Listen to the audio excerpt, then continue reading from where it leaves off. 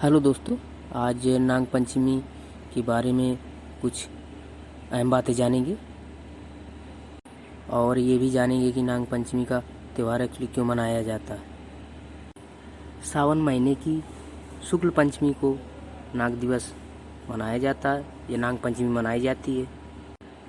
देश भर में आज के दिन यानी 13 अगस्त को नाग पंचमी धूमधाम से मनाई जा रही है।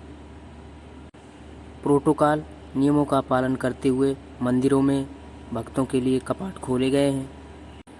नाग पंचमी के पावन अवसर पर नाग देवता की पूजा अर्चना की जाती है। धार्मिक मान्यताओं के मुताबिक नागों को भी देवताओं के रूप में पूजा जाता है। नाग भगवान शिव को बहुत ही प्रिय होते हैं।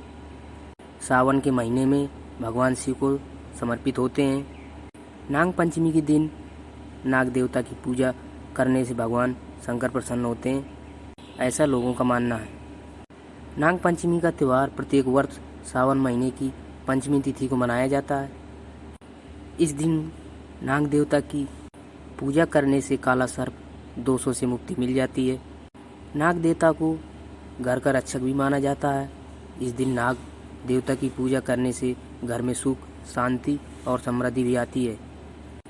नाग पंचमी के दिन नाग देवता की पूजा करने की परंपरा सदियों से चली आ रही है, परंतु इस दिन जीवित नाग की पूजा करने से बचना चाहिए। पूजा के लिए नाग के चित्र, आकृतियाँ और आटा, मिट्टी से बने नाग का उपयोग कर सकते हैं। अगर घर के पास कोई नाग देवता का मंदिर नहीं है तो आप शिवलिंग के ऊपर बने नाग को भी पूजा के लिए उत्तम माना गया है। नाग पंचमी पर कभी भी जीवित सांप की पूजा ना करें, बल्कि इस दिन नाग देवता की फोटो की पूजा करें। मंदिर में जाकर भी पूजन कर सकते हैं। हिंदू धर्म में नागों का विशेष महत्व है। इसकी पूजा पूरी श्रद्धा से की जाती है। बता दें कि नाग शिव शंकर के गले का भूषण भी है और भगवान विष्णु की सैया भी है। सावन के महीने में हमेशा झमाझम बारिश होती है, जिसकी वजह से नाग जमीन से बाहर आ जाते हैं। ऐसी मान्यता के अनुसार नाग देवता का दूध से अभिषेक किया जाता है और उनका पूजन भी किया जाता है। इससे वो किसी को नुकसान नहीं पहुंचाते, ऐसा लोगों का मानना है। नाग पंचमी के दिन ही अनेकों गांवों, कस्बों में कुश्ती का आयोजन होता है, जिसमें आसपास के पहलवान भी भाग लेते हैं। गाय, बैल आदि पशुओं को भी इस दिन नदी, तालाब में ले जाकर नहलाया जाता है। ऐसी मान्यता है कि नाग पंचमी के दिन सर्पों को दूध से स्नान कराने और इनके पूजने से पुण्य की प्राप्ति होती है। इस दिन सपेरों को विशेष रूप से दान दक्षिणा देना शुभ माना जाता है। कई घरों में प्रवेश द्वार पर नाग के चित्र बनाने की परंपरा भी है। मान्यता है कि नागदेव की कृपा से वो घर हमेशा सुरक्षित रहता है।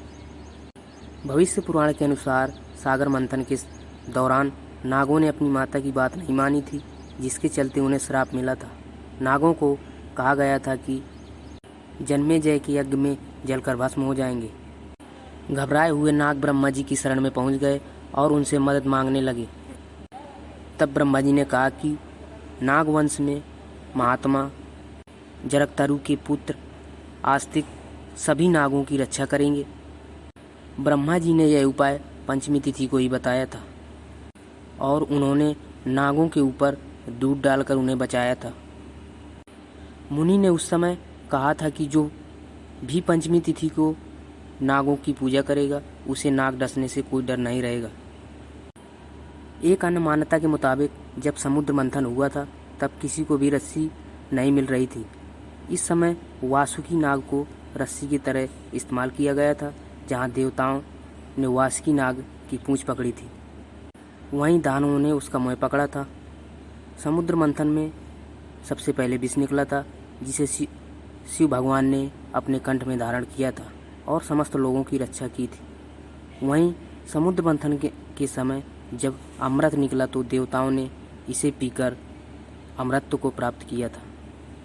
इसके बाद से ही इस तिथि को नाग पंचमी के पर्व के तौर पर मनाया जाता है।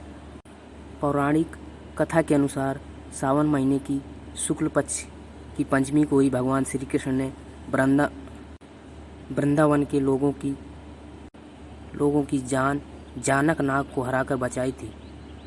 श्री कृष्ण भगवान ने सांप के फन पर नृत्य किया था। इसके बाद वो नथैया कहलाए थे। तब से ही नागों की पूजा की परंपरा चली आ रही है।